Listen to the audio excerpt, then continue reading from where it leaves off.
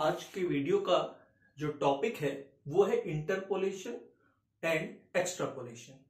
और आज हम लोग डिस्कशन क्या क्या करने वाले हैं। सबसे पहले मैं टॉपिक नोट कर देता हूं, इंटरपोलेशन एंड एक्सट्रापोलेशन। आज हम लोग जो डिस्कशन करने वाले हैं वो है meaning of interpolation and extrapolation, assumptions। Third point हम लोग देखेंगे नीड दैट मीन्स उसका इंपॉर्टेंस क्या होता है, उसका सिग्निफिकेंस क्या होता है। और उसके बाद हम लोग मेथड्स देखेंगे कि which kinds of method are used for interpolation and extrapolation. ठीक है, उसके बाद कुछ हम लोग न्यूमेरिकल क्वेश्चंस भी करेंगे। चलिए वीडियो स्टार्ट करते हैं। First of all meaning. तो इंटरपोलेशन और एक्सट्रापोलेशन होता क्या है, सबसे पहले आपको ये मालूम होना चाहिए। तो both that means interpolation and extrapolation both are tool of statical analysis. Statical analysis and used for calculation of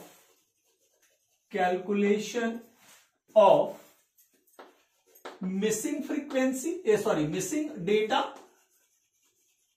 and future data। अब इंपॉर्टेंट ये है, देखिए जब मैं भी पढ़ाता हूं तो इसमें एक्चुअली क्या होता है, थ्योरी पढ़ना बहुत जरूरी होता है।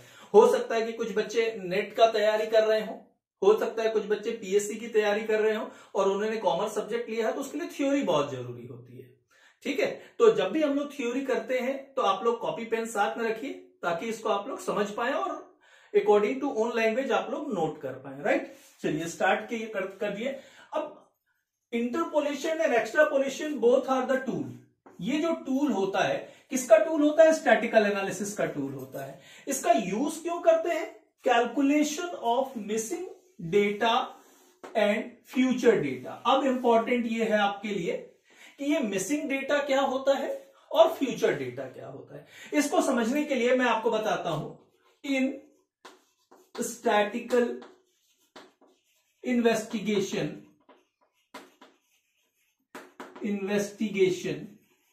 जब भी स्टैटिकल इन्वेस्टिगेशन किया जाता है तो दो टाइप के डेटा हमारे पास रहते हैं। Data is available for long period। Next होता है some data are not available for some period। Clear? अगर आप एक स्टैटिकल इन्वेस्टिगेशन करते हैं तो उसमें दो प्रकार का डेटा आपको मिलता है। एक लॉन्ग टर्म पीरियड के लिए डेटा अवेलेबल रहता है और कुछ एक फिक्स्ड पीरियड का डेटा आपके पास क्या होता है, अवेलेबल नहीं होता। तो इसको आप लोग क्या बोलते हो? मिसिंग डेटा बोलते हो। It is called missing data. अब ये दोनों पार्ट को अगर मिला दिया जाए, ये दोनों पार्ट को, कि अगर लॉन्ग टर्म डेटा आपके पास है और उसमें से कुछ पार्ट क्या है, मिसिंग डेटा है, अगर ये दोनों मिल जाता है तो रिजल्ट क्या हो जाता है? Chain of information is broken. Clear? Actually हम लोग स्टैटिकल डेटा कलेक्ट क्यों करते हैं? किसी भी चीज के इंफॉर्मेशन को जनरेट करना, उसका एनालिसिस करना और रिजल्ट निकालना, ये हमारे लिए सबसे ज्यादा जरूरी होता है। तो अगर मान के चलिए कि अगर हमारे पास डेटा ही कुछ अवेलेबल नहीं होता है तो हमारा जो इंफॉर्मेशन का जो चेन है वो क्या हो जाएगा? बंद हो जाएगा, टूट जाएगा, मतलब रिजल्ट ओरिएंटेड हो नहीं पाएगा। तो उस कंडीशन में अब यहां से सीखना है आपको, ये जो मिसिंग डेटा है, missing data obtained from with the help of interpolation।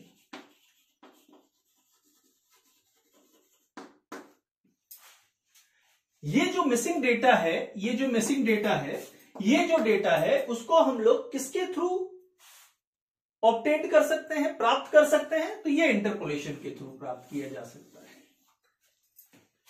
Clear? समझ में आया कि इंटरपोलेशन क्या होता है? अब इंपॉर्टेंट ये है कि इसका मैं एग्जांपल देता हूं आप लोगों को ताकि और क्लियर हो जाए। सपोज दैट ये ईयर है आपके पास 2001, 2002, 2003, 2004 और 2005 और साथ में यहां इनकम लिख देता हूं, क्योंकि हमारे पास जब भी स्टैटिकल डेटा हम लोग कलेक्ट करते हैं तो दो वेरिएबल्स होते हैं। क्लियर? समझ में आ रहा है ना? तो फर्स्ट वेरिएबल हमारे लिए जो था वो ईयर था और सेकंड वेरिएबल क्या है हमारे लिए? इनकम है। 2001 का इनकम लैक्स में है, मैं जनरल यूज कर रहा हूं, 100 लाख लिखने के बजाय 100 लिख ले रहा हूं। यहां 150 हो गया 2002 में, 2003 में क्वेश्चन मार्क, 2004 में 200 और ये 300। तो ये जो डेटा है 2003 ये किसके थ्रू कलेक्ट हो सकता है? इंटरपोलेशन के थ्रू हम लोग क्या कर सकते हैं? डिफाइन कर सकते हैं। क्लियर? एकदम समझ में आ रहा है? आपके पास 2001 से लेके 2005 ईयर दिया हुआ है, सेम गैप में एक साल विद इन ईयर, राइट? अब इनकम उसके सामने नोट किया हुआ है। 2001 का आपको डेटा मिल गया, आपने कलेक्ट भी कर लिया। 2002 का डेटा आपने कलेक्ट कर लिया। 2003 का डेटा मिसप्लेस है, नहीं मिल रहा है। 2004 और ये 2005। भाई जो भी इंफॉर्मेशन आप कलेक्ट करना चाहते थे, जिसका एनालिसिस करना है, तो वो तो कंप्लीट होगा नहीं। ये देखिए लिखा हुआ है chain of information is broken, right? Therefore first of all to find out the income of person in 2003 में उसका इनकम क्या है, सबसे पहले आपको ये डिफाइन करना पड़ेगा। तो ये डिफाइन कहां से होता है? Through interpolation. क्लियर? अब नेक्स्ट पॉइंट जो आपका होता है कि इंटरपोलेशन हो गया, अब ये एक्स्ट्रापोलेशन क्या होता है? दो डेटा हमने देखा था, एक मिसिंग डेटा, एक फ्यूचर डेटा, वो भी मैं आपको बताता हूं। The data of future years, the data of future years can also be estimated. The data of future years can also be estimated on the basis of given information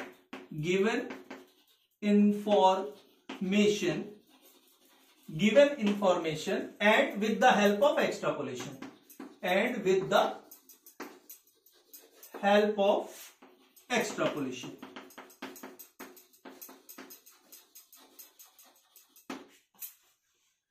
अगर future year का data आपको define करना है, देखिए यहां लिखा हुआ है the data of future years can also be estimated on the basis of given information. जो इंफॉर्मेशन आपको दिया हुआ है उसके बेसिस से अगर नेक्स्ट ईयर का डेटा या नेक्स्ट पार्ट का डेटा अगर आपको डिफाइन करना है तो किसके हेल्प से होता है? वो एक्स्ट्रापोलेशन के हेल्प से होता है। जैसे मैंने आपको इंटरपोलेशन के लिए एग्जांपल दिया, वैसे ही मैं आपको एक्स्ट्रापोलेशन के लिए एग्जांपल देता हूं। यहां एग्जांपल मैं आपको बता रहा हूं ताकि आपको क्लियर समझ में आ जाए। ये ईयर हो गया, अगेन 2001 से स्टार्ट करते हैं हम लोग, 2002, 2003, 2004, 2005। क्लियर? इनकम जो एग्जांपल में लिए थे वही मैं यहां नोट करता हूं। इनकम यहां 100, यहां 150, यहां 200, यहां 250, यहां 300। ये फ्यूचर ईयर नेक्स्ट 2006 के लिए क्वेश्चन मार्क आ जाता है। This is the example of extrapolation. On the given information, on the basis of given information, आपका जो इनकम है 2001, 2002, 2003, 2004, 2005 का दिया हुआ है, उसके बेसिस पे आपको 2006 के लिए इनकम डिफाइन करना है। तो ये किसके थ्रू होता है? एक्स्ट्रापोलेशन के थ्रू। क्लियर? समझ में आया? Both are the tools. आपको याद रखना है किसका टूल्स है? स्टैटिकल एनालिसिस का है, किस चीज को कलेक्ट करने के लिए इसको यूज किया जाता है, तो मिसिंग डेटा, और एक क्या होता है, फ्यूचर डेटा। अब ये मिसिंग डेटा किस तरीके का होगा, तो मिसिंग डेटा जो होगा मिड ईयर का होगा, MID मिड ईयर का, बीच के वर्ष का, और फ्यूचर के वर्ष का जो होगा वो क्या होगा, एक्सट्रापोलेशन होगा। चलिए इसके बाद जो नेक्स्ट पॉइंट है वो हम लोग पढ़ते हैं एजम्पशन, कि इंटरपोलेशन और एक्सट्रापोलेशन का एजम्पशंस क्या होता है, एजम्पशंस के बाद नीड देखते हैं या इंपॉर्टेंस, और उसके बाद कौन कौन से मेथड्स यूज होते हैं, और विथ एग्जांपल मैं आपको समझाऊंगा। तो नेक्स्ट पॉइंट जो हमारा होता है वो हम लोग देखते हैं एजम्पशन, एजम्पशंस। तो फर्स्ट पॉइंट जो होता है, no sudden jump in data, मतलब इंटरपोलेशन और एक्स्ट्रापोलेशन के लिए आपको एक चीज ध्यान में रखना होगा, नो सडन जंप। अब ये जंप दोनों कैटेगरी से हो सकता है, दैट मीन्स डाउनवर्ड और अपवर्ड, डाउनवर्ड एंड अपवर्ड। जो डेटा है उसमें कोई अगर सडन जंप आता है, चाहे वो डाउनवर्ड कंडीशन से हो चाहे वो अपवर्ड कंडीशन से हो, तो उस कंडीशन में एक्स्ट्रापोलेशन या फिर इंटरपोलेशन डिफाइन करना मुश्किल होता है। तो फर्स्ट पॉइंट ये आपको ध्यान में रखना होगा। फॉर एग्जाम्पल अगर आपसे पूछा जाए कि सर ये सडन जंप जो आपने डाउनवर्ड या फिर आपने अपवर्ड बताया वो हमको कैसे समझ में आएगा, तो मैं एग्जांपल के थ्रू आपको समझाता हूं। फर्स्ट जो होता है वो हम लोग डाउनवर्ड के लिए देखते हैं, सेम वैसे ईयर हो गया और यहां मैं लिख देता हूं पॉपुलेशन, क्लियर। अगेन 2001, 2002, 2003, 2004 एंड 2005, ये ईयर हो गया। अब पॉपुलेशन इन 1000 लिख दे, पॉपुलेशन इन 1000, यहां 100, यहां 150, यहां 20 और यहां 200 और यहां 250, क्लियर। देखिए ईयर लिखा हुआ है सेम, 2001, 2, 3 सब में सेम डिफरेंस है। पॉपुलेशन जो दिया हुआ है दैट मीन्स वेरिएबल वाई की जो वैल्यू है वो देखिए यहां 100 है, यहां 150 है, यहां 20 है, यहां 200 है। अब सपोज कीजिए ये क्वेश्चन मार्क हो जाता है क्योंकि आप बोलेंगे कि क्वेश्चन, तो ये क्वेश्चन हो गया हमारा। तो अब देखिए जो ये बढ़ रहा है 100 है, पॉपुलेशन बढ़ रहा है 150, अब ये क्या हो गया, पॉपुलेशन अचानक से कम, एकदम कम नहीं हो सकता है, मतलब सडन डाउन नहीं होना चाहिए, धीरे धीरे कम हो सकता है, धीरे धीरे इंक्रीज हो सकता है, मगर सडनली क्या होना चाहिए, डाउन नहीं होना चाहिए, सडनली अप नहीं होना चाहिए। तो this is the example of downward, clear, समझ में आ रहा है। अगर नेक्स्ट एग्जांपल मैं आपको बता रहा हूं, this is the next example for upward, ये जो लिखा हुआ है upward, no sudden jump in data, data में क्या नहीं होना चाहिए, सडन जंप नहीं होना चाहिए, जो कि अपवर्ड का एग्जांपल हम लोग देख रहे हैं। सेम एग्जांपल लेते हैं, ये ईयर हो गया 2001, 2002, 2003, 2004 और 2005। सेम यहां भी हम लोग पॉपुलेशन ही यूज करते हैं इन 1000, ये हो गया 100, ये हो गया 150, ये हो गया 350, ये हो गया 200 और ये हो गया 250, क्लियर। या ये 350 है, इसको मैं 400 ले लेता हूं। अगर फिर से क्वेश्चन मार्क क्या हो जाता है आपका, ये क्वेश्चन मार्क ले लीजिए, क्वेश्चन बन गया आपका। उस कंडीशन में देखिए यहां 100 है, फिर 150, एकदम सडन जंप है 400, उसके बाद फिर डिक्रीज हो रहा है। तो ये इस तरीके का जो प्रॉब्लम होता है ये, और ये जो प्रॉब्लम होता है, इस कंडीशन में इंटरपोलेशन या एक्स्ट्रापोलेशन कैलकुलेट करना पूरी तरीके से सही नहीं होता है। मगर हाँ, क्या ये क्वेश्चंस अगर इस तरीके का आ जाएगा तो क्या इंटरपोलेशन, जैसे वो both the questions are related to interpolation, extrapolation का तो है नहीं, फ्यूचर ईयर्स का है नहीं, मिड ईयर का है तो इंटरपोलेशन, और अगर फ्यूचर ईयर का रहेगा तो क्या हो जाएगा, एक्स्ट्रापोलेशन। ये भी आप लोगों को बिल्कुल ध्यान में रखना है। तो ये समझ में आया आप लोगों को। चलिए नेक्स्ट एजम्पशन हम लोग लेते हैं। नेक्स्ट एजम्पशन क्या होता है, एजम्पशन का मतलब क्या होता है, लिमिटेशंस। इससे बाहर होगा तो हमारा रिजल्ट क्या होगा, खराब हो जाएगा। ये चीज आपको ध्यान, एजम्पशन मतलब ये मानकर चलना है कि ये होना चाहिए, तभी हम लोग इससे आगे चल सकते हैं, अदरवाइज इसको फॉलो नहीं किया जा सकता है। क्लियर। नेक्स्ट पॉइंट जो हमारा होता है वो होता है regular and uniform rate of change in data. मतलब इसका भी एग्जांपल मैं आपको दे देता हूं, आपको समझ में आ जाएगा। This is the example.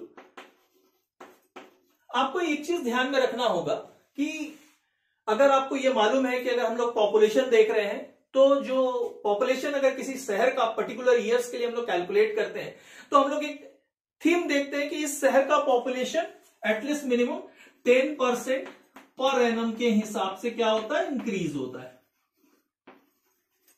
तो ये जो होना चाहिए ये जो होना चाहिए रेट 10%। पता चला कि फर्स्ट ईयर 2001 में आपका 10% है, 2002 में 20% है, 2003 में 30% है। ये इस तरीके से हो जाए, 10% हो गया, ये 20% हो गया, ये 12% हो गया, ये 5% हो गया, ये फिर से 20% हो गया। ये जो है that means regular and uniform rate of change, ये जो होना चाहिए ये क्या होना चाहिए, सिमिलर होना चाहिए। उस कंडीशन में आप क्या कर सकते हैं, इंटरपोलेट या फिर एक्स्ट्रापोलेट किया जा सकता है डेटा का according to question. Clear. Third point तो मेरे ख्याल से आप सबको मालूम है, इसका एग्जांपल मैं आप लोगों को ज्यादा नहीं बताऊंगा। Mutual interdependency. म्यूचुअल इंटरडिपेंडेंसी किसके दूसरे के ऊपर डिपेंड होना चाहिए, ये सारी चीजें आपको मालूम है। नेक्स्ट पॉइंट जो हमारा आता है वो पॉइंट हमारा होता है नीड। क्लियर। या फिर इंटरपोलेशन या एक्स्ट्रापोलेशन का इंपॉर्टेंस क्या है या फिर उसका सिग्निफिकेंस क्या है। क्लियर। अब एकदम क्लियर, जैसे मैंने आप लोगों को डेफिनेशन समझाया था या उसका मीनिंग समझाया था कि इंटरपोलेशन का यूज कब होता है और एक्स्ट्रापोलेशन का यूज क्या होता है, ठीक है, सेम वही उसके लिए क्या हो जाएगा, नीड या इंपॉर्टेंस हो जाएगा या फिर सिग्निफिकेंस हो जाएगा। तो first point, calculation of data of mid year. अगर वर्ष के बीच का डेटा, मिड ईयर, अगर वर्ष के बीच का डेटा अगर आपको मिसिंग है, उसको आपको कैलकुलेट करना है, तो हमारे लिए क्या होता है, इंटरपोलेशन इंपॉर्टेंट होता है। सेकेंड, एक्स्ट्रापोलेशन के अकॉर्डिंग टू डेफिनेशन क्या हो जाएगा, calculation of data of future year. अगर आगामी वर्ष, फ्यूचर ईयर मतलब आगामी वर्ष में समझा चुका हूं, तो उसके लिए भी आपको क्या होता है, डेटा कैलकुलेट करने के लिए इसकी आवश्यकता पड़ती है, जरूरी होता है। नेक्स्ट पॉइंट जो होगा कंपैरेटिव स्टडी। ये इसका मैं एग्जांपल देता हूं, राइट। अब हम लोगों को दो कंट्री मान के चलिए, दो कंट्री के पॉपुलेशन के बीच में क्या करना है, कंपैरेटिव स्टडी करना है। मान के चलिए फर्स्ट कंट्री हम लोग चूज करते हैं इंडिया, और सेकंड कंट्री जो हम लोग चूज करते हैं वो करते हैं अमेरिका, राइट। हमारा जो पॉपुलेशन काउंट करते हैं उसका ईयर जो होता है, या तो वो 2001 होगा या 2011 होगा। मगर मान के चलिए अगर अमेरिका में जो पॉपुलेशन का जो सेंसस है वो अगर 2000 ईयर्स में होता है, अगर 2000 जब था तब हुआ और उसके बाद 2010 में, तो उस कंडीशन में क्या इसका हम लोग एनालिसिस कर सकते हैं, कंपेयर किया जा सकता है? तो नहीं किया जा सकता, क्योंकि ईयर चेंज हो जाता है। तो उस कंडीशन में हम लोग क्या करेंगे, अमेरिका का जो 2000 में पॉपुलेशन है वो पॉपुलेशन हम लोग क्या करेंगे, पॉपुलेशन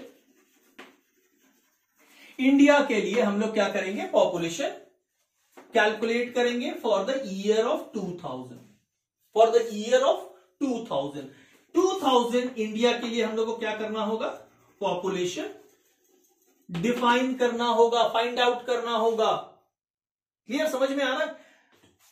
इस पॉपुलेशन को फाइंड आउट करने के लिए भी हमारे लिए इंटरपोलेशन या एक्सट्रापोलेशन की आवश्यकता पड़ती है। It is very necessary. Clear. Next point जो हमारा होता है, फोर्थ पॉइंट, ये ज्यादा मैं आप लोगों को नहीं बताऊंगा, वो है डिटर्मिनेशन ऑफ पोजिशनल एवरेज। अब ये पोजिशनल एवरेज क्या होता है? हमारे स्टैटिकल एनालिसिस के जितने भी वीडियोस हैं स्टार्टिंग के, ठीक है, उसमें आप जाके देख सकते हैं, बहुत सारी चीजें हैं, आप उसमें चेक कर लीजिए, इसलिए मैं ज्यादा डिटेल नहीं बता रहा हूं कि आपको क्या करना होता है, ये किस चीज में और एक यूज होता है। तो पोजिशनल एवरेजेस फाइंड आउट करने के लिए, डिटरमाइन करने के लिए इसका यूज होता है। तो ये था आपका फर्स्ट पार्ट थ्योरी का। अब नेक्स्ट पार्ट आपका आता है कि आपका मेथड्स कौन कौन से होते हैं इंटरपोलेशन और एक्सट्रापोलेशन को डिफाइन करने के लिए। क्लियर, समझ में आ रहा आप लोगों को? चलिए नेक्स्ट पार्ट हम लोग देखते हैं, मेथड।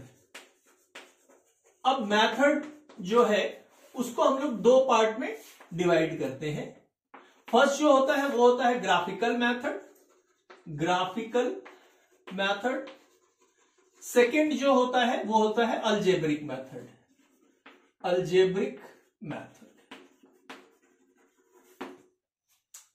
इंटरपोलेशन एक्सट्रापोलेशन डिफाइन करने के लिए कितने मेथड्स होते हैं? दो मेथड्स होते हैं। फर्स्ट होता है ग्राफिकल मेथड, सेकंड होता है अलजेब्रिक मेथड। अलजेब्रिक मेथड को हम लोग डिवाइड करते हैं काइंड्स ऑफ मेथड में, जिसमें जो फर्स्ट मेथड होता है वो आपके लिए होता है बाइनोमियल एक्सपेंशन मेथड। सेकेंड जो होता है वो होता है न्यूटन डिफरेंस मेथड। कुछ लोग इसको न्यूटन्स एडवांस डिफरेंस मेथड भी बोलते हैं। नेक्स्ट जो होता है लैग्रेंज मेथड। नेक्स्ट जो होता है वो होता है पैराबोलिक कर्व मेथड। और जो लास्ट होता है वो होता है अदर मेथड। अब आप बोलेंगे ये अदर मेथड क्या होता है? इंपॉर्टेंट ये है क्योंकि देखिए ये ग्राफिकल मेथड होता है, ये सबको समझ में आ गया। अलजेब्रिक मेथड, तो अलजेब्रिक मेथड में कौन कौन से मेथड्स होते हैं? तो 1 2 3 4 5। फर्स्ट नाम से एकदम क्लियर है, binomial expansion method. Second Newton's difference method या फिर Newton's advance difference method, Lagrange method और पैराबोलिक कर्व मेथड, और लास्ट अदर मेथड। तो ये अदर मेथड को भी आपको क्या करना होगा? डिस्ट्रीब्यूट करना होगा। ये अदर मेथड्स कौन कौन से होते हैं वो मैं आप लोगों को बताता हूं। जो फर्स्ट मेथड होता है वो होता है Newton Gauss forward method. Just इसका opposite Newton Gauss GAUSS Gauss backward method. Next जो होता है वो होता है Newton method of backward difference. और लास्ट जो होता है अदर मेथड में, जो लास्ट होता है वो होता है न्यूटन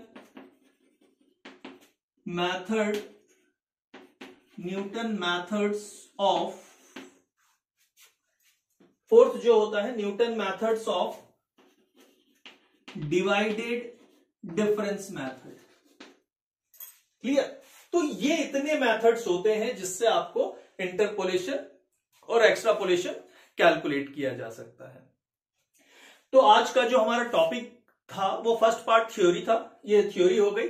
नेक्स्ट पार्ट अब हम लोग प्रैक्टिकल करेंगे, जिसमें हम लोग अलजेब्रिक मेथड का first part binomial expansion method करेंगे। क्लियर? अब बाइनोमियल एक्सपेंशन मेथड क्या होता है, उसका यूज कब किया जाता है, वो हमको मालूम होना चाहिए कि अगर बाय द वे आपको क्वेश्चन दे देगा तो आपको कैसे डिफाइन करेंगे कि ये इसमें कौन से मेथड से आपको बनाना है। क्लियर? तो वो इंपॉर्टेंट है। अब प्रैक्टिकल क्वेश्चन में तो जनरली लिख देता है कि कौन से मेथड से आपको सॉल्व करना है, मगर मान के चलिए यही अगर आप कॉम्पिटिटिव एग्जाम दे रहे हैं तो उस कंडीशन में आपको कैसे मालूम होगा कि किसी क्वेश्चन में बाइनोमियल एक्सपेंशन मेथड यूज करना है। तो ये आज का जो टॉपिक है वो हम लोग बाइनोमियल एक्सपेंशन मेथड। ये तो आप सबको मालूम है कि इसमें दो वेरिएबल्स होते हैं। तो first, the value of x are equidistant. अब ये इक्विडिस्टेंट क्या होता है? समान अंतर पर, सेम इक्वल डिफरेंस में, मतलब जो आइटम्स होते हैं सबके बीच में जो डिफरेंस है वो सेम होना चाहिए। आपने देखा होगा कि हमने जितने भी एग्जांपल्स देखे थे सब में जो फर्स्ट पार्ट था जिसमें हमने ईयर लिखा हुआ था, सारे ईयर्स के बीच में सेम डिफरेंस थे। आ रही बात समझ में? तो पहला पार्ट क्या होना चाहिए? The value of x are equidistant. Clear? And one और more value of y are missing। ये first part. Binomial expansion method कब हम लोग यूज करते हैं? जब आपका जो वेरिएबल x होता है वो इक्विडिस्टेंस होना चाहिए। नेक्स्ट पॉइंट जो होता है कि जो सेकेंड वेरिएबल है y, उसमें कोई एक या एक से ज्यादा वैल्यू क्या होनी चाहिए? मिसिंग होनी चाहिए। उस कंडीशन में जो बेस्ट मेथड होता है वो क्या होता है? बाइनोमियल एक्सपेंशन मेथड होता है। नेक्स्ट जो होता है सेकेंड टर्म, ये भी बहुत इंपॉर्टेंट है। द वैल्यू, फर्स्ट लाइन तो सेम है, the value of x are equidistant and next value to be extrapolated.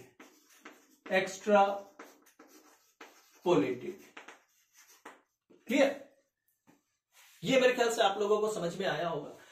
और ये जो मेथड है बाइनोमियल एक्सपेंशन मेथड, अगर इससे आपसे कोई पूछ लिया कि इसका मेरिट क्या है, डीमेरिट्स क्या है, तो आप बहुत इजीली बता सकते हैं। इसमें बहुत ज्यादा मेरिट ही मेरिट है, डीमेरिट्स बहुत कम है। एक सिंगल डीमेरिट है कि इसका जो कवरेज होता है वो लिमिटेड होता है। क्लियर? और मेरिट्स तो सबसे जितने भी मेथड्स मैंने बताए हैं उसमें सबसे इजी मेथड होता है। इसका कैलकुलेशन का जो तरीका होता है वो बहुत ज्यादा इजी होता है। ये मैक्सिमम पोर्शन ऑफ क्वेश्चंस में क्या हो जाता है? अलाउड हो जाता है। क्लियर? और जिसका जो डीमेरिट्स है, जो इसका डिसएडवांटेज है, वो आप बोल सकते हो कि इसका जो कवरेज है वो लिमिटेड है। क्लियर? अब लिमिटेड क्यों है, ये सारी चीजें मैंने आपको डिटेल में पढ़ा दी है। अब हम लोग स्टार्ट करते हैं प्रैक्टिकल क्वेश्चन। तो आप लोग स्क्रीन पर क्वेश्चन देखें, मैं क्वेश्चन रीड कर देता हूं और क्वेश्चन को मैं नोट करता हूं और उसके बाद हम लोग सॉल्यूशन करते हैं। अब आप लोग ये बोलेंगे कि मैंने आपको बाइनोमियल एक्सपेंशन मेथड का कोई फॉर्मूला नहीं बताया, तो वो मैं आपको फॉर्मूला याद नहीं करना है, फॉर्मूला का इंप्लीमेंटेशन कैसे करना है वो मैं आप लोगों को सिखाऊंगा। फर्स्ट क्वेश्चन है, find out the index number for 1993 based on the following data. मैं डेटा नोट कर देता हूं।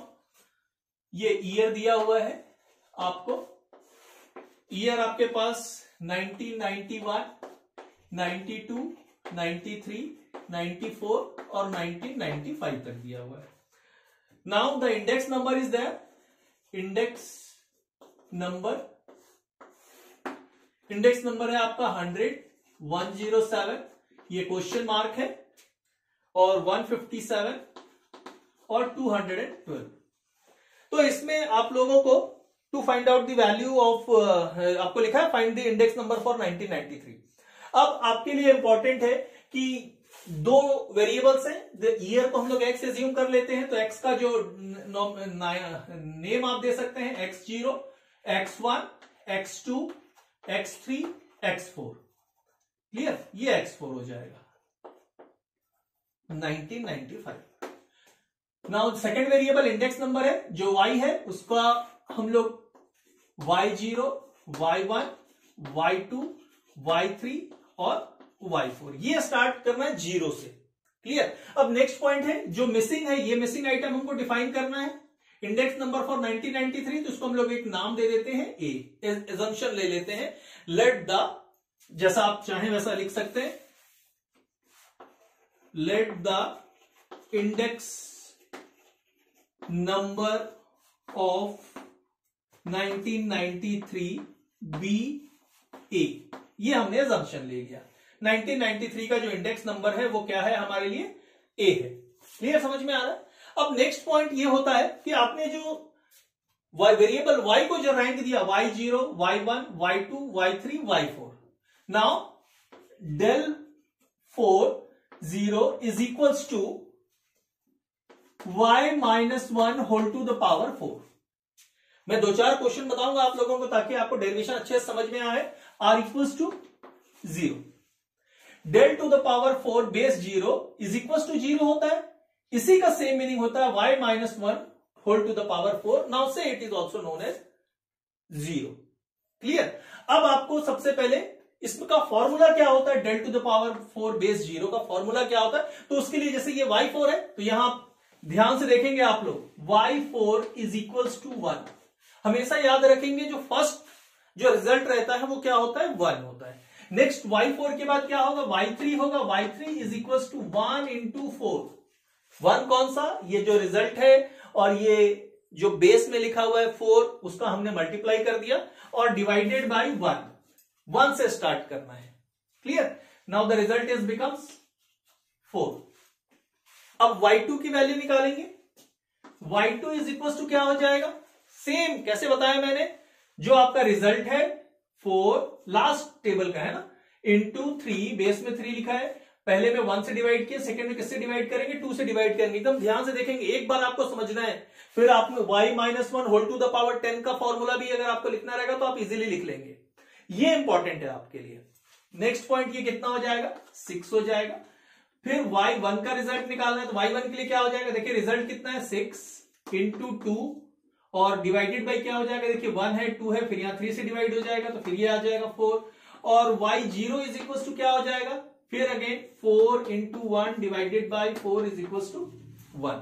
क्लियर, समझ में आया आप लोगों को। और भी क्वेश्चंस करेंगे, ये मैं बार बार बताऊंगा, आपको सीखना है फॉर्मूला कैसे लिखना है। फर्स्ट लिखा है y4। एक चीज याद रखेंगे, इसमें जो साइन होता है वो किस तरीके से हम लोग यूज करते हैं। आपका साइन प्लस से स्टार्ट होगा और अल्टरनेटिव चेंज होगा, प्लस से स्टार्ट होगा, अल्टरनेटिव चेंज होगा। इसका मतलब क्या होगा कि फर्स्ट अगर पॉजिटिव है तो सेकंड क्या होगा, नेगेटिव, नेक्स्ट पॉजिटिव होगा, फिर नेगेटिव होगा, फिर पॉजिटिव होगा। ये हमेशा याद रखना हर फॉर्मूले में। किसके लिए, बाइनोमियल एक्सपेंशन मेथड में। y4 लिख दिया मैंने, फिर माइनस साइन लगा दिया और रिजल्ट कितना आया है, 4 आया है। 4 इंटू y3, 4 इंटू y3, फिर प्लस साइन है, देखिए प्लस साइन लगा दीजिए, फिर 6 इंटू y2, 6 इंटू y2। देखिए मैं यहां लिखा हुआ हूं, समझाते भी जा रहा हूं, आपको ध्यान देना है। नेक्स्ट माइनस साइन आ जाएगा, 4 इंटू क्या हो जाएगा बताइए, y1 हो जाएगा, फिर plus sign y0 is equal to 0। अब मैं ये नहीं बता रहा हूं कि 1 इंटू y0 करेंगे तो फिर से y0 आ जाएगा, आप सभी को मालूम है। अब इसमें सिर्फ वैल्यू रखना है आपको। y4 की वैल्यू कितनी है, देखिए 212, ये 212 पुट कर दिया, माइनस 4। y3 की वैल्यू कितनी है, 157, ये 157 लिख दिया। 6 y2 की वैल्यू a है तो ये 6a हो गया। 4 इंटू y1 107 और प्लस 100 इज इक्वल टू 0। चलिए फटाक से कैलकुलेट कर लेते हैं। ये हो गया आपका 212 माइनस 157 इंटू 4, ये आपका आ जाएगा 628 प्लस 6a माइनस 107 इंटू 4, ये आपका आ गया 428 प्लस 100 इज इक्वल टू 0। ये आपका हो जाएगा, सॉल्व कर लेते हैं। 212 माइनस 628 माइनस 428 प्लस 100, तो ये आपका आ गया 6a minus 744 is equal to 0। Next क्या हो जाएगा, 6a is equal to 744। Now a is equal to 744 divided by 6, तो ये आ जाएगा, डिवाइडेड बाई 6 कर देंगे तो ये आ जाएगा 124। मेरे ख्याल से सबको समझ में आ रहा होगा, बहुत इजी है। चलिए नेक्स्ट क्वेश्चन करते हैं बिना समय। सेकंड जो क्वेश्चन दिया हुआ है वो है आप लोगों को, interpolate the unknown value of 1997 and 1999। आपको जो डेटा दिया हुआ है उस बेसिस में इसमें दो मिसिंग आइटम दिए हुए आपके पास है। ईयर दिया हुआ है, ईयर ये हो गया 1994 से स्टार्ट है, 1994, 95, 96, 97, 98 और 99। मैं इसमें रैंक भी दे रहा हूं। ये हो जाएगा आपका X0, X1, X2, X3, X4, X5। Cotton bells दिया हुआ है, ये कॉटन बेल्स जो हमारा सेकेंड वेरिएबल है 15, 18, 20, question mark, 25, question mark. Clear? Interpolate the unknown value of 1997 and 1999 from the data given below. जो भी डेटा दिया उसके बेसिस पे आपको कैलकुलेट करना है। फर्स्ट में आपको सिर्फ मिड ईयर दिया हुआ था, इसमें आपको मिड ईयर भी है और फ्यूचर ईयर भी है। क्लियर? किस तरीके से क्वेश्चन सॉल्व करना है ध्यान में रखना। रैंक दे देता हूं Y0, Y1, Y2, Y3, Y4 और Y5। ये रैंक दे दिया मैंने। अब इंपॉर्टेंट है जो मिसिंग है, या आप उसको ऐसी रहने दीजिए या फिर इसमें नाम दे दीजिए। मैं इसको नाम दे देता हूं A और यहां B। सेम वैसी आप लोग लिख देंगे, cotton let the cotton bills for the year of 1997 BA और फॉर 1999 फॉर B। क्लियर? अब स्टार्ट करते हैं कि लास्ट जो आया है ये क्या आया, Y5 आया। तो सबसे पहले Y5 के लिए हम लोग फॉर्मूला बना लेते हैं। क्लियर? Y5 के लिए फॉर्मूला बनाते हैं। देखिए Y4 का भी मैंने बताया था आपको। Y5 के लिए बनाएंगे तो क्या हो जाएगा, del to the power 5 0 is equals to y minus 1 whole to the power 5 is equals to 0। Clear? Next y5 is equal to क्या हो जाएगा, फर्स्ट हमेशा 1 होता, y4 में भी 1 था, हमेशा जब स्टार्ट करेंगे तो 1 रहेगा। y4 1 into 5 divided by 1 is equal to 5। देखिए 1 इंटू 5 कर दिए और 1 से पहला डिवाइड करना है तो 1 से डिवाइड करेंगे। y3 is equal to 4 into 5 divided by 2, ये 10 हो जाएगा। y2 इज इक्वल टू फिर से 3 into 10 divided by 3 is equal to 10। ध्यान रखिए किसका किसका करना। देखिए y1 का मैं करता हूं, क्या हो जाएगा, ये 10 लिखा हुआ है, 10 इंटू 2 और डिवाइडेड में क्या हो जाएगा, 4 हो जाएगा। देखिए 1 से डिवाइड किए, 2 से, 3 से, फिर ये 4 से। ठीक है फिर से ये 5 आ जाएगा and y0 is equal to 1 into 5 divided by 5 से 1। अब इसका हम लोग क्या करते हैं, फॉर्मूला ड्राइव कर लेते हैं। मैंने बताया आपको कि स्टार्टिंग कहां से करना, प्लस साइन से करना है और उसके बाद अल्टरनेटिव साइन को क्या करना है, चेंज करना है। तो y5 minus 5y4 plus 10y3 minus 10y2 plus 5y1 minus y0 is equal to 0। Plus minus plus minus plus minus, ये मैंने मेंशन कर दिया। वैल्यू पुट कर देते हैं फटाक से। y5 की वैल्यू क्या है, b है, यहां b रख देता हूं, -5। y4 की वैल्यू 25 है, प्लस 10। y3 की वैल्यू a है, ये a लिख दिया, -10। y2 की वैल्यू 20 है। आपको सिर्फ देखते जाना है सामने और आपको वैल्यू पुट करते जानी और कुछ भी नहीं है। 5 y1 की वैल्यू 18 है, -15 इज इक्वल टू 0। इसको कैलकुलेटर से सॉल्व करते हैं। b -125 plus 10a minus 200, 18 5 90 -15 is equal to 0। ये आपका हो जाएगा 10a plus b is equal to, एक साथ सॉल्व कर देता हूं। आपके पास -125 -200 -15, ये आपका आ गया 250 राउंड फिगर में। This is the equation number 1। ये एक इक्वेशन एजम्पशन ले लेते हैं। अब नेक्स्ट में क्या है, यहां 2 मिसिंग फ्रीक्वेंसी, 2 मिसिंग डेटा है, तो आपको क्या करना, लास्ट वाला आपने बनाया। अब उसके बाद नेक्स्ट जस्ट y5 से ऊपर क्या है, y4 है, तो y4 का वैल्यूएशन करेंगे। That means del 4 to the power 0 is equals to y1 minus 1 to the power 4 is equals to 0। इसका मतलब है कि जो लास्ट क्वेश्चन हम लोगों ने किया है उसमें जो फॉर्मूला था उसी को हम लोग ड्राइव करेंगे। ठीक है, फॉर्मूला में फिर से लिख रहा हूं y4, देखिए बार बार कर रहा हूं ताकि आपको समझ में आए, ताकि आप भी कर पाए। y3 1 into 4 divided by 1 is equals to 4, y2 is equals to 4 into 3 divided by 2 is equals to 6, y1 2 into 6 divided by 3 is equals to 4 and y0 is equals to 1। Formula लिख लेता हूं, फॉर्मूला क्या हो जाएगा y4 minus 4y3 right plus 6y2 minus 4y1 और plus y0 is equal to 0। Value put करें, ये ध्यान में रखना है आपको किस तरीके से हमने लिया है इसको। y4 का वैल्यू देखिए कितना है 25 माइनस 4 y3 की वैल्यू a है प्लस y2 की वैल्यू 20 इंटू 20 माइनस 4 y1 की value 18 plus 15 is equal to 0।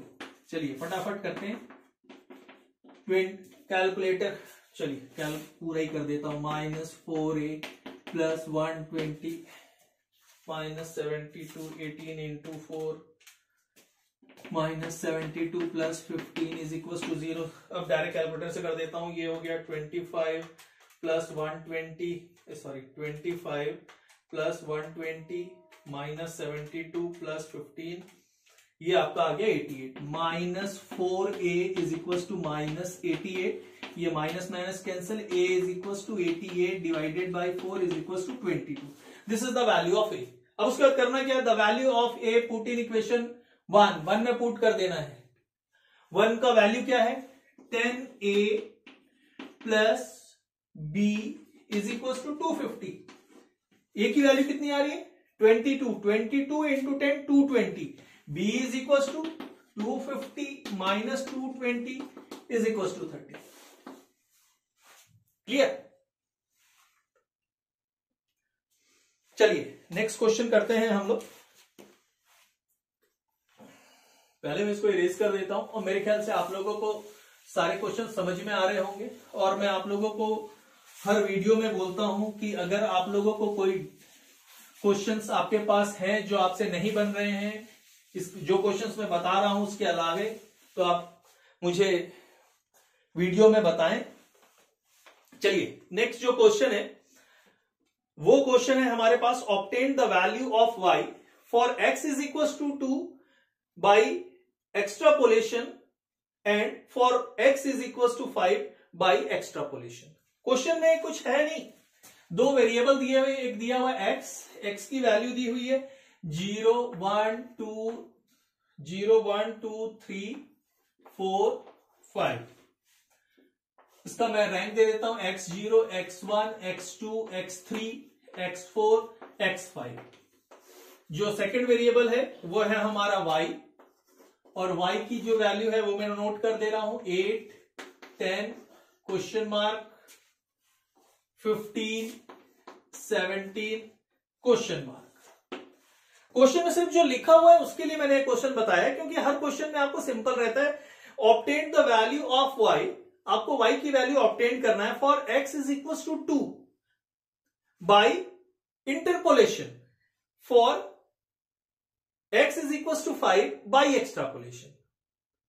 Clear, समझ में आ रहा है आप लोगों को। सिर्फ क्वेश्चन लिखा हुआ है तो ऐसा ना हो कि आप कंफ्यूज हो जाएं।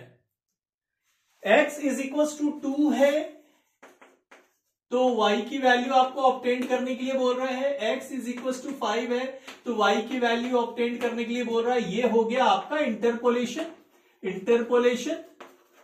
और ये जो हो गया वो हो गया एक्सट्रापोलेशन।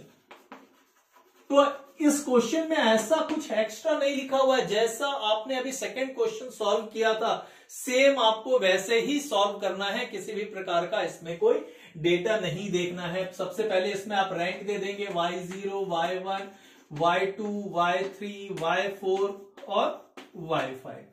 इसका मतलब है कि सबसे पहले आपका जो फॉर्मूला यूज होने वाला है वो del to the power 5 base 0 is equal to y minus x to the power 5।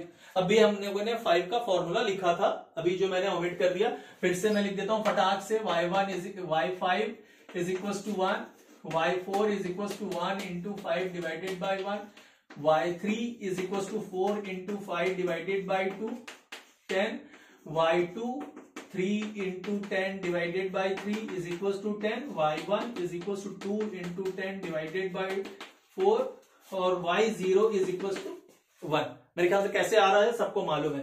अभी हमारे पास कितने, दो मिसिंग है, इसका मतलब है y5 को डिफाइन करना होगा और y4 को भी डिफाइन करना होगा। तो y4 के लिए भी मैं पहले से निकाल लेता हूं यहां वैल्यूएशन ताकि आपको याद रहेगा। y4 is equals to 1, y3 is equals to आपका हो जाएगा 1 into 4 divided by 1 is equal to 4, y2 is equal to 3 into 4 divided by 2, ये हो जाएगा 6। उसके बाद y1 2 इंटू 6 डिवाइडेड बाई 3, फिर से 4 आ जाएगा और y0 आपके लिए क्या हो जाएगा, हमेशा 1 हो जाएगा। हमेशा नहीं, किस तरीके से होता हो मैंने बताया है, क्लियर। चलिए नेक्स्ट में फॉर्मूला हम लोग यूज करते हैं, y5 minus 5 y4 plus 10 y3 minus 10 y2 plus 5 y1 minus y0 is equal to 0। नाम दे दीजिए, ये जो नाम है इसको मैं दे देता हूं a, और ये जो नाम है इसको दे देता हूं b, क्लियर। a y2 है, y5 की वैल्यू सबसे पहले देखना है, y5 की वैल्यू क्या है आपका b, ये मैं मेंशन कर देता हूं b minus y4 17 plus 10 into 15 minus, अब मैं क्या समझाने की जरूरत नहीं है, अब आप लोग आराम से इजीली कर ले रहे होंगे, 10 इंटू a से 10a, 5 into 10 minus 8 is equal to 0। ये आपका हो गया b। कैलकुलेटर से ही सॉल्व कर लेते हैं। 17 5 85 plus 150 minus 10a plus 50 minus 8 is equal to 0। अब ये आ गया। चलिए सबसे पहले मैं सॉल्व कर लेता हूं, माइनस 85 58, ये आपका आ गया 107, b माइनस 10a, फिर से कर लूं कहीं गलत तो नहीं हो गया, 150 माइनस 85, 150 माइनस 85, फिर plus 50 minus 8, 107 is equal to, इसको इधर ट्रांसफर कर देता हूं 107। This is the equation number 1। Equation number 2 y4 के लिए बनाते हैं, y4 को भी बना चुका हूं, del to the power 4 is equal to y minus 1 whole to the power 4। देखो मैं बार बार लिख रहा हूं, आप लोगों को भी इस तरीके से लिखना है एग्जाम में। अब उसके बाद जो फॉर्मूला है बना लीजिए फटाक से। y4 के लिए हो जाएगा y4 minus 4y3 plus 6y2 minus 4y1 plus y0 is equal to 0। y4 की वैल्यू देख लीजिए, y4 की वैल्यू 17 है, 4 into 15 plus 6a minus 4 into 10 plus 8 is equal to 0।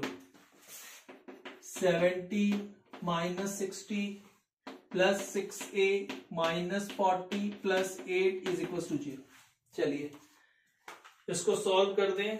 17 minus 60 minus 40 plus 8, ये आपका आ गया माइनस 75। तो 6a इज इक्वल टू 75 हो जाएगा, अपोजिट ट्रांसफर करोगे तो a is equal to 75 divided by 6, 75 divided by 6 कर देंगे तो ये आ जाएगा 12.5। अब ये जो वैल्यू है a का, उसको आपको क्या करना है, यहां पुट कर देना है। ठीक है, फटाक से पुट कर देता हूं तो क्या हो जाएगा आपका, b minus 10 into 12.5 is equal to minus 107। ये माइनस साइन ध्यान रखेंगे, तो ये आपका हो जाएगा b is equal to minus 107, ये प्लस हो जाएगा 12.5 इंटू 10 कर देता हूं तो ये आ जाएगा 125, यहां 125 कर दीजिए, 107 ये आ जाएगा 18, b is equal to 18। Clear. अब उसके बाद जो नेक्स्ट क्वेश्चन मैं बताने वाला हूं वो जो एजम्पशंस था, जो फर्स्ट एजम्पशंस के लिए मैंने एग्जांपल बताया था कि डेटा में सडन जंप नहीं होना चाहिए। अगर सडन जंप होता है तो क्या इंटरपोलेशन और एक्सट्रापोलेशन को यूज नहीं किया जा सकता? किया जा सकता है। तो किस तरीके से करना है वो मैं आप लोगों को बताता हूं। क्लियर। और ये क्वेश्चन आज का लास्ट क्वेश्चन भी होगा और ये इंपॉर्टेंट क्वेश्चन भी है। और क्वेश्चन आप लोग बोर्ड पर देखें, मैं रीड करता हूं, उसके बाद मैं आपको समझाता हूं कि अगर सडन जंप वाला क्वेश्चन होता है तो किस तरीके से उसको हम लोग सॉल्व करते हैं। मैंने नोट किया है कि नहीं सडन जंप वाला क्वेश्चन? सडन जंप वाला क्वेश्चन तो मैंने नोट नहीं किया है। मैं क्वेश्चन देख लेता हूं बुक में और क्वेश्चन देखकर मैं आपको फटाक से करा देता हूं। कोई क्वेश्चन है तो, और होगा ही, ऐसा तो नहीं है कि नहीं होगा। चलिए, मिल गया सडन जंप वाला क्वेश्चन। ये इसलिए मैं क्या करता हूं, पहले से क्या है कि मैं नोट करके रख लेता हूं। अगर नोट करके नहीं रखते हैं तो ये इस तरीके की प्रॉब्लम्स आती है। जैसा अभी मैं नोट सोचा था कि मैं नोट कर लिया हूं, फिर अभी मैं कागज में देखा तो नोट मैंने नहीं किया हुआ है। और सडन जंप वाला जो क्वेश्चन एक मिल जाए तो बेटर होगा, बेटर होगा, बेटर होगा, बेटर। हाँ, ये मिल गया। ये देखिए क्वेश्चन है, मैं फटाक से लिख दे रहा हूं। देखिए इसमें लिखा हुआ given below are the figures of population of a district of different years, estimate the population of the year 1996। 1996 के निकालने के लिए बोला है। जो डेटा है मैं आपके सामने लिख रहा हूं। ये ईयर दिया हुआ है और ये ईयर स्टार्ट है 1991 से 92, 93, 94, 95 ये दिया हुआ है। और इसमें जो रैंक दे देता हूं मैं x0, x1, x2, x3, x4। y जो पॉपुलेशन दिया हुआ है, पॉपुलेशन जो दिया हुआ है वो है आपके पास 7, 9, 36, 7, 9, 36, 14, 16। इसको भी मैं रैंक दे देता हूं y0, y1, y2, y3, y4। और जो फाइंड आउट करना है मैंने, estimate the population for the year 1996। 1996 के लिए आपको फाइंड आउट करना है। तो ये x5 हो गया, ये क्वेश्चन मार्क हो गया।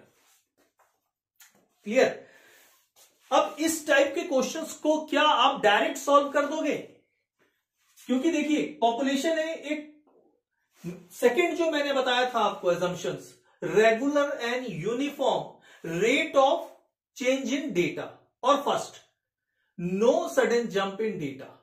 सडन जंप अगर हो जाएगा तो आपका इंटरपोलेशन या एक्सट्रापोलेशन सॉल्व नहीं किया जा सकता। मगर क्या ऐसा नहीं हो सकता? तो उसके पहले देखिए आपको ये कैलकुलेट करने के लिए दिया, तो सबसे पहले मैं इसको ओमिट कर देता हूं। ये ओमिट हो गया हमारा। अब सबसे पहले आपको ये क्वेश्चन एजम्पशन लेके बनाना होगा। First of all, to find out the population of 1993 of a city. क्योंकि इस क्वेश्चन में पॉपुलेशन दिया है, कोई शहर है उसका पॉपुलेशन दिया है ईयर वाइज, तो आपको ये चीज ध्यान में रखना है। तो देखिए सब में सेम डिस्टेंस, इक्वी डिस्टेंट है वेरिएबल ए में। तो अब मगर ये क्या है, सडन जंप हो जा रहा है, ये इंक्रीज हो जा रहा है, अपवर्ड है। जो सडन जंप है मैंने बताया था डाउनवर्ड भी हो सकता है, वो अपवर्ड भी हो सकता है। तो देखिए ये क्या है, अपवर्ड वाला है। तो इस क्वेश्चन को आप डायरेक्ट सॉल्व नहीं कर सकते हैं। डायरेक्ट आपको 1996 का ईयर कैलकुलेट नहीं करना है। First of all, to find out the population for the year of 1993 of a city. उस शहर का पॉपुलेशन 1993 के लिए सबसे पहले आपको कैलकुलेट करना होगा, इसको यहां से हटाना होगा। तो अब ये देख लीजिए, यहां y0, y1, y2, y3, y4 है। तो सबसे पहले y4 के लिए फॉर्मूला फिर से मैं लिख देता हूं, y4 is equal to 1, y3 is equal to 1 into 4 divided by 1 is equal to 4, y2 is equal to 3 into 4 divided by 2, 6, y1 2 into 6 divided by 3, 4 और y0 is equal to 1। y4 के लिए आप formula del to the power 4 0 is equal to y minus 1 whole to the power 4 is equal to 0।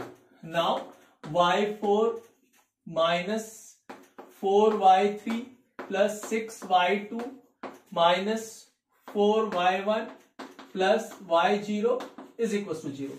Value put कर देते, ये question mark रहेगा।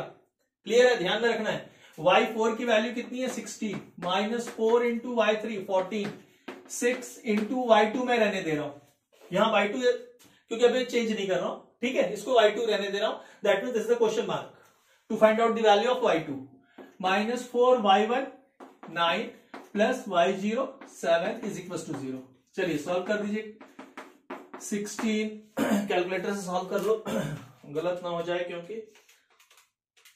ये हो जाएगा minus 56 plus 6y2 36 plus 7 is equal to 0। तो ये आपका हो जाएगा 6y2 इज इक्वल टू क्या हो जाएगा, कर लेते हैं 16 माइनस 56 माइनस 36 प्लस 7, ये आ गया आपका 69। तो y2 इज इक्वल टू हो जाएगा 69 डिवाइडेड बाई 6, 69 डिवाइडेड बाई 6 कर देंगे तो ये आ जाएगा 11.5। क्लियर, फिर से मैं एक बार कर लूं, कहीं गलत तो नहीं लिख दिया। 16 हो गया, फिर 14 हो गया, 14 के बाद क्वेश्चन मार्क हो गया, फिर 9 हो गया, 4 हो गया, 14 4 जा 56 36 7, कैलकुलेटर कर लेते हैं। 16 माइनस 56 माइनस 36 प्लस 7, तो ये आपका आ गया 69। अपोजिट से ट्रांसफर करेंगे तो प्लस हो जाएगा, माइनस प्लस माइनस प्लस, ठीक है, ये आ गया 11.5। अब इसका मतलब है कि जो नेक्स्ट टेबल बनाएंगे हम लोग, जो नेक्स्ट टेबल बनाएंगे उसमें ये 36 की जगह क्या हो जाएगा 11.5 हो जाएगा, ये ऐसा हो जाएगा 11.5। क्लियर। अब ये जो क्वेश्चन हमारा था ओरिजिनल फाइंड आउट करने के लिए, वो आपको लिखना होगा 1996, ये हो जाएगा x5 और ये हो जाएगा क्वेश्चन मार्क। अब इसको हम लोग एजम्पशन ले सकते हैं a और ये हो जाएगा y5। तो अब ये क्या करना होगा हमको, अब यहाँ y5 के लिए फॉर्मूला डिफाइन करना होगा। चलिए y5 के लिए हम लोग फॉर्मूला डिफाइन करते हैं, और y5 का फॉर्मूला मेरे ख्याल से मैक्सिमम क्वेश्चन हमने किया है वो y5 और y4 के लिए ही है, वो आपके ऊपर डिपेंड करता है किस तरीके से आपको बनाना है। 1/5 फॉर्मूला का एक्सपेंशन मैंने बता दिया कि किस तरीके से आप करते हैं। y3 is equal to 4/5 divided by 2, ये 10 आ जाएगा। y2 3 इंटू 10 डिवाइडेड बाई 3, फिर से 10 आ जाएगा। y1 is equal to 2 into 10 divided by 4, ये 5 आ जाएगा। और y0 is equal to 1 into 5 divided by 5 is equal to 1। अब मैं यहां फिर से फॉर्मूला लिख देता हूं, देखिए ये मैं मिटा दिया। y5 ये लिख देता हूं, y0 y1 y2 y3 y4 और y5, right. Formula del to the power 5 0 is equal to y minus 1। आपको भी ऐसे हर एग्जाम में लिखना है, चेक करने वाले के ऊपर बेस्ट इंप्रेशन पड़ता है कि आपको पूरा नॉलेज है। क्लियर।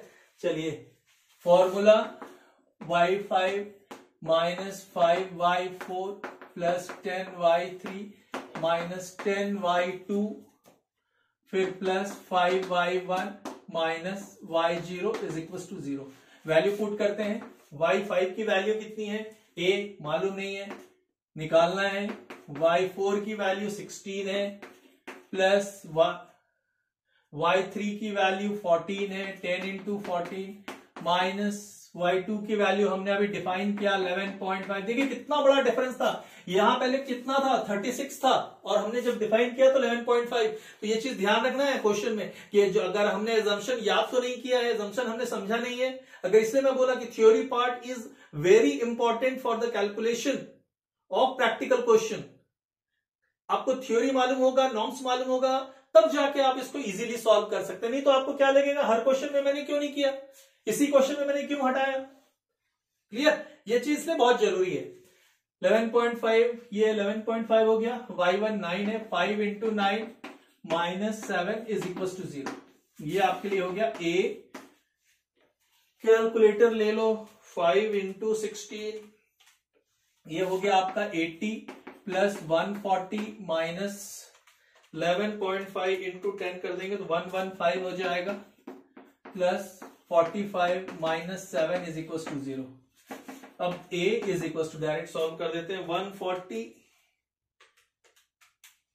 माइनस 115 प्लस 45 माइनस 7, ये आपका आ गया। अपोजिट साइड ट्रांसफर कर देंगे तो ये आ जाएगा 17। तो आज की क्लास आप बताएंगे कि आप लोगों को कैसा लगा। इसके अलावा किसी टॉपिक की जरूरत है तो आप जरूर वीडियो में कमेंट करें। हर वीडियो के लास्ट में आप लोगों से रिक्वेस्ट करता हूं कि अगर आप चैनल पर नए हैं और तो आप चैनल को जरूर सब्सक्राइब करें और वीडियो को लाइक करें। लाइक इसलिए नहीं कि मैं बोल रहा हूं, अगर आपको वाकई ये मेरा जो पढ़ाने का तरीका है, जो मेथड से मैं जिस तरीके से समझाता हूं आपको समझ में आता है तो आप जरूर लाइक करें। अब इंपॉर्टेंट ये है कि मैं देखता हूं कि बहुत लोग वीडियो को देखते हैं मगर चैनल को सब्सक्राइब नहीं करते हैं। तो मेरा आप सबसे रिक्वेस्ट है कि इस तरीके की वीडियोस आपके जो सिलेबस के हैं, चाहे वो अब मैं आप लोगों को बताता हूं कि ये जो सिलेबस मैंने इंटरपोलेशन एक्सट्रापोलेशन पढ़ाया ये आपको एमकॉम में भी मिल जाएगा के सिलेबस में, एमबीए के सिलेबस में भी मिल जाएगा और इंजीनियरिंग के सिलेबस में जो फर्स्ट और सेकंड सेमेस्टर में होते हैं उन लोगों को भी मैथमेटिक्स में ये मिल जाएगा। ठीक है, तो अगर आप लोग देखते हैं इस चैनल को, अगर ये पसंद आता है तो आप लोग चैनल को जरूर सब्सक्राइब करें और लास्ट में अगर आप लोगों को डाउट रहता है तो आप जरूर कमेंट करें ताकि मैं नेक्स्ट वीडियो में उसको शामिल कर सकूं। Okay, good night.